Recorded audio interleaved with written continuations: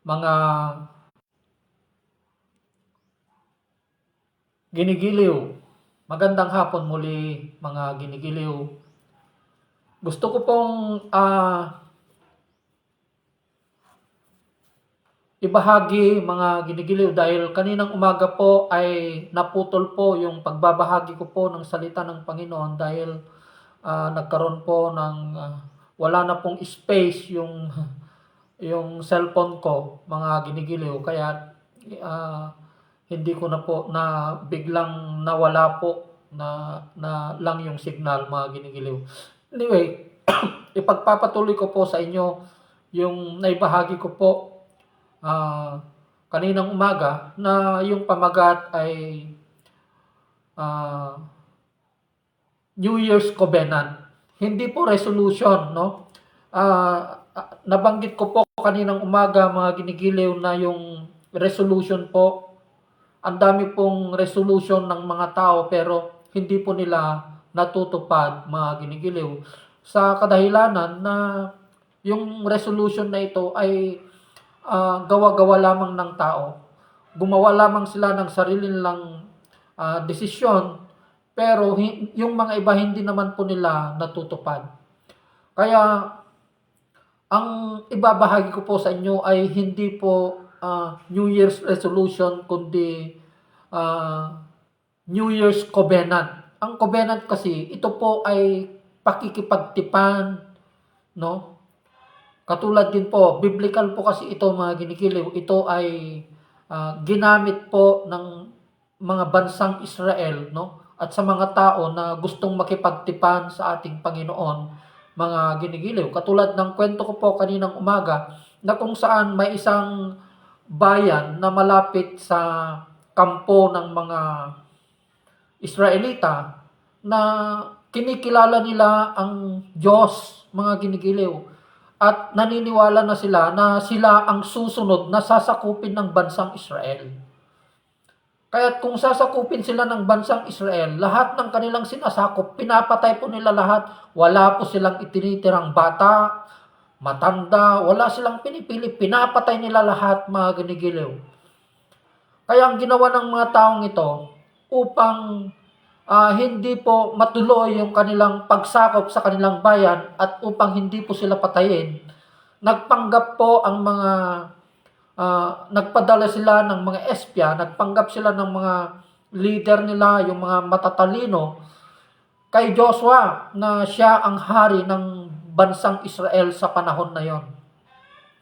So ang nangyari, nagpanggap sila, nagdamit sila ng gutay-gutay, tapos nagdala sila ng mga pagkain na inaamag na parang nanggaling sila sa isang malayong lugar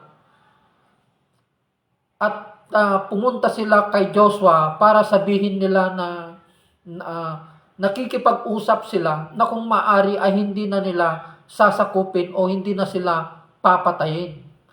Na nagsakripisyo sila, naghirap sila, naglakbay sila ng malayo para lang ipabatid sa bayang Israel at kay Haring Joshua na hindi na sila sasakupin at papatayin. No. So ang nangyari po, gumawa po sila ng tipan, covenant ng bansang Israel sa mga taong ito na ipinadala ng kanilang bayan na hindi nila ito sasakupin at papatayin.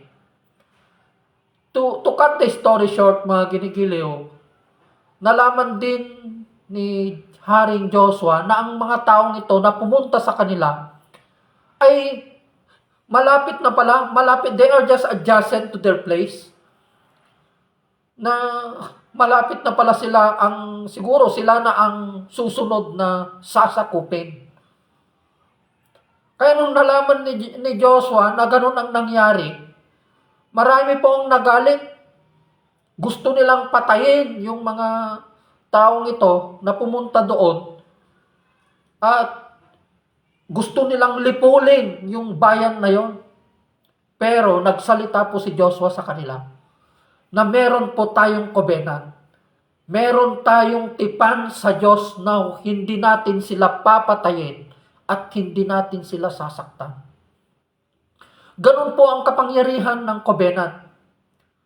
Kaya, iminumungkahi ko po sa bawat isa na kung gagawa po tayo ng isang pakikipagtipan sa Panginoon, mga ginigiliw, hindi yung New Year's, ang dami po kasi nagsasabi New Year's resolution pero hindi naman na tinutupad.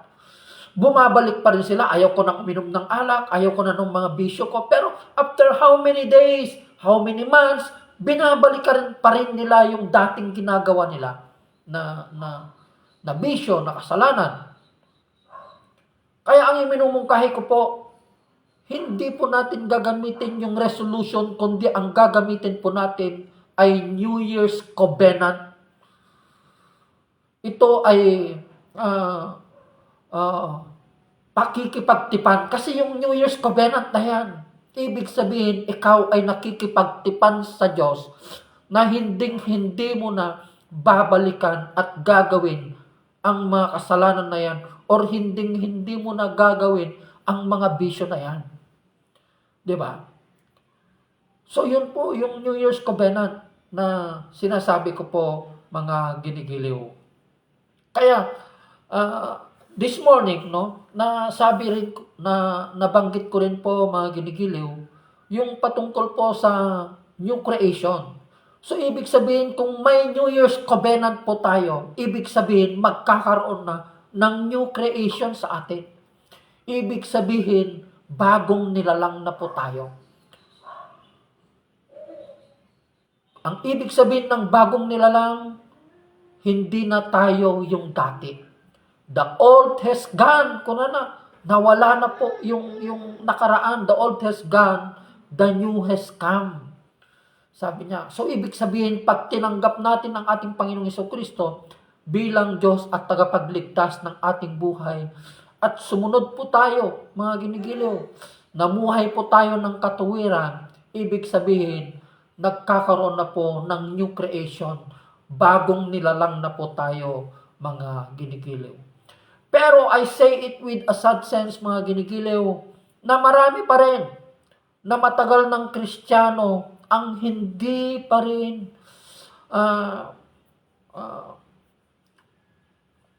naiintindihan. Katulad ng sinabi ko po, yung born again, di ba?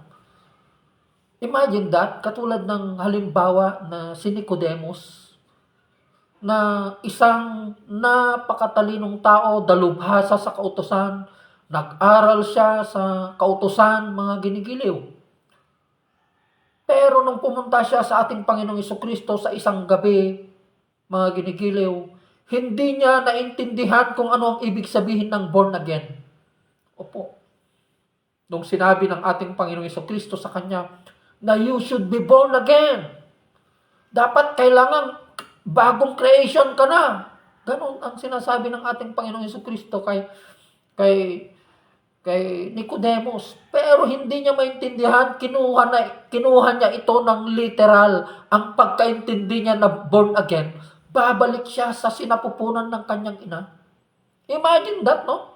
Nag-aral ng pagka-Diyos ng Diyos si Nicodemus, dalubhasa sa kautusan, pero hindi niya naiintindihan ang ibig sabihin ng born again, mga ginigiliw.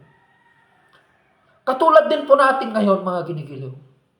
Marami pa rin ang hindi nakakaintindi ang ibig sabihin ng born again. Opo, marami pa rin ang hindi nakakaintindi ang ibig sabihin ng new creation. Di ba? Yun po ang sinasabi niya po sa Corinthians, no? Ano pong sabi niya sa Corinthians that the old has gone, the new has come, sabi niya po. Bagong nilalang na po tayo, mga ginigiliw. Kaya dito, no? Katulad ng nabanggit ko po kaninang umaga na marami pa rin ang hindi nakakaintindi ng born again. Katulad, imagine that isang dalubhasa sa kautusan, hindi niya naintindihan ang sinasabi ng ating Panginoong Jesucristo sa kanya na born again.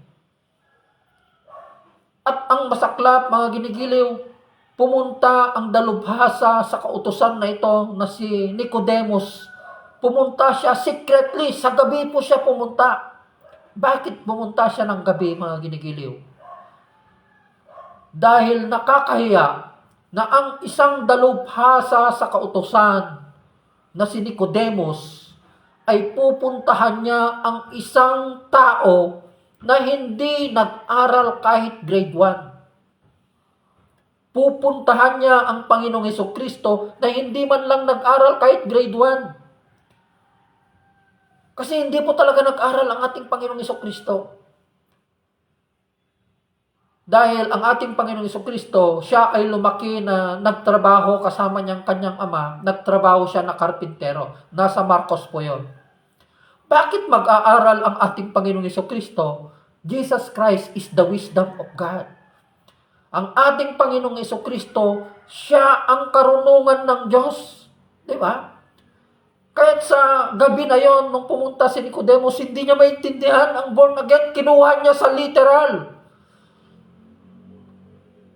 Anong ibig mong sabihin, guro? Sabi niya po, babalik ako sa sinapupunan ng aking ina. Matanda na ako. Ganun ang pagkakaintindi niya. Kinuha niya sa literal ang ibig sabihin ng born again. Katulad din po sa ating ngayon. Marami ng matagal na Kristiyano pero hindi nila naiintindihan kung ano ang ibig sabihin ng born again or new creation. Kaya ginamit ko po, hindi ko po ginamit yung New Year's resolution. Ang ginagamit ko po ngayon, mga ginigiliw, ay New Year's covenant. Kasi biblical po yung covenant.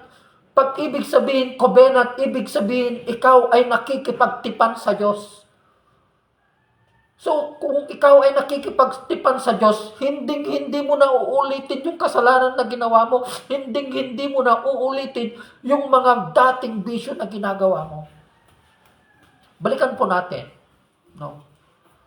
So, medyo matagal na panahon na ito ay palaisipan hanggang umalis si Nicodemus sa tahanan, sa lugar na tinitirhan ng ating Panginoong Hesukristo.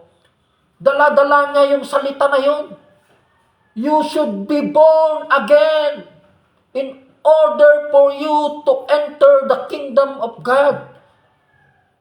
Naging palaisipan sa kanya. Hanggang dumating yung panahon na hahatulan na ang ating Panginoong Hesukristo sa Sanhedrin, mga ginigiliw.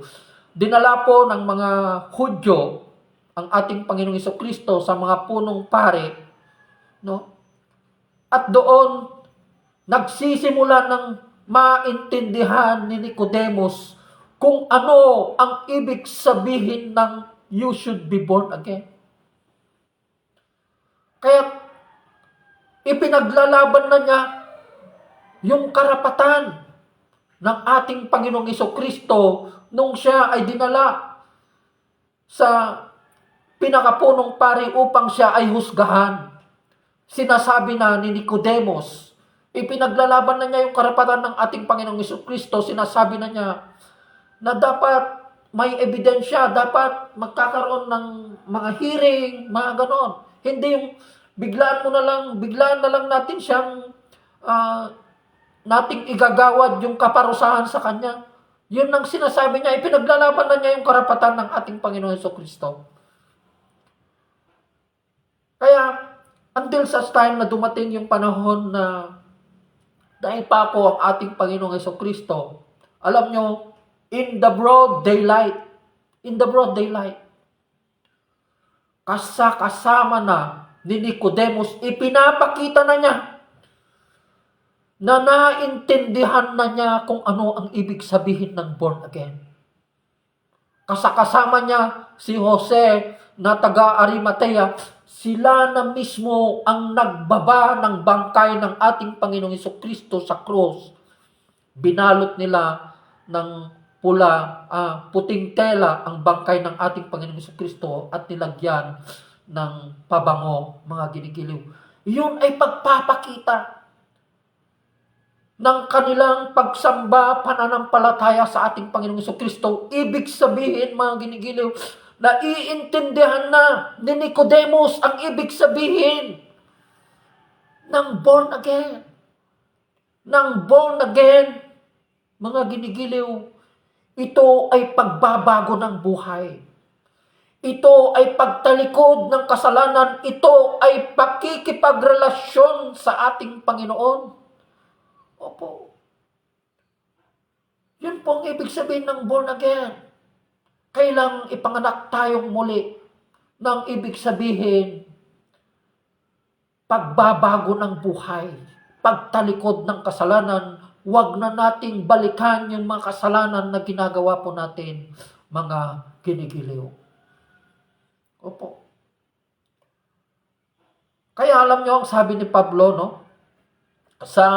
Kung bakit hanggang ngayon, sabi niya po sa mga taga-Korinto, kung bakit hindi kayo lumalago, kung bakit hindi kayo nagmamature, sabi niya po. Dahil, sabi niya po dito, mga kapatid, hindi ko kayo makakausap bilang mga taong nagtataglay ng Espiritu. Ang ibig sabihin ni Pablo dito, ibig sabihin hindi nyo pa natanggap ng tama sa inyong puso ang ating Panginoong Jesucristo. Kailangan kausapin ko kayo bilang mga taong namumuhay pa ayon sa laman at mga sanggol pa sa pananampalataya kay Kristo. Gatas ang ibinigay ko sa inyo noon at hindi matigas na pagkain, sapagkat hindi ninyo kaya yon. Subalit hanggang ngayon ay hindi pa rin ninyo kaya, sapagkat nananaig pa sa inyo ang laman. Ang inyong pag-iinggitan at pag-away-away ay palatandaan na makasanlibutan pa kayo at namumuhay ayon sa laman. Iyon, mga ginigiliw, ang isang palatandaan na ang isang tao ay hindi pa na born again. Hindi pa naging new creation. Hindi pa ipinanganak muli. Dahil meron pa sa kanyang puso ang pagkainggit. Meron pa sa kanya ang makasanlibutan, makalaman. Mga ginigiliw. Ano ba yung mga kasanlibutan na ito, makalaman na ito, mga ginigiliw? Yung mga meron na sa atin, ang dami nating gusto. Hindi naman natin kailangan, pero bumibili pa rin tayo. Hindi naman needs, pero yung mga wants natin, sinasatisfy natin yung mga wants natin. Di ba? Opo. Na hindi naman ito kailangan. Ito yung mga palatandaan na tayo ay makasanlibutan pa. Di ba? Ang dami nating gusto. Gusto natin ng maraming pera, gusto natin ng mayaman tayo. Yung ay isang palatandaan na tayo ay makasanlibutan pa. Mga ginigiliw. Di ba? Kaya dito ipinapakita ng Panginoon. Kaya sabi niya, hindi pa rin kayo lumalago hanggang ngayon. Ipinapakita ng inyong pag-uugali na nasa inyo pa rin. Yung inggit, di ba? Yung makalaman, opo. Yun yung palatandaan na hindi tayo lumago. Marami pong Kristiyano na ganyan, mga ginigiliw. Hindi nyo ba alam na ang inggit ay isang klase ng Diyos-Diyosan? Hindi nyo ba alam na ang inggit ay ang ibig sabihin ng inggit ay ibig sabihin Diyos-Diyosan? Yun ay demonyo. Pag naiinggit ka, ibig sabihin ang Diyos mo, demonyo. Opo. Mga ginigiliw. Kaya mamuhay po tayo ng katuwiran, mga ginigiliw. Panahon na para magkaroon po tayo ng bagong pakikipagtipan sa ating Panginoong Hesukristo. Na yung tipan na ito, New Year's Covenant na ito, mga ginigiliw, Hindi na natin babalikan yung mga dating ginagawa po natin na kasalanan, mga ginigiliw. Opo. Tanggalin po natin yung New Year's resolution kasi paulit-ulit yan. Paulit-ulit, hindi naman tayo nagbabago. Gamitin natin yung covenant, yung pakikipagtipan sa Diyos upang sa ganon, isisild niya ito sa pamamagitan ng kanyang espiritu, sa pamamagitan ng kanyang mga salita, mga ginigiliw. Shout out po kay Engineer Vince at kay sa pinsan ko, si Ate Lorgilda Alonso Paliho, Tamayo.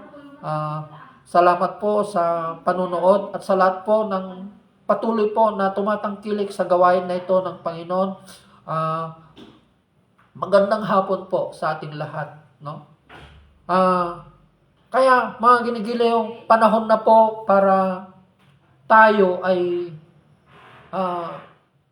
lumakad ayon sa kalooban at kagustuhan ng Panginoon, mga ginigiliw. Kaya baguhin na po natin yung New Year's resolution, gawin na po nating New Year's covenant po, mga ginigiliw. Maraming salamat po. Pagpalain po kayo ng Panginoon. Magandang hapon po sa ating lahat. I love you with the love of the Lord. God bless everyone.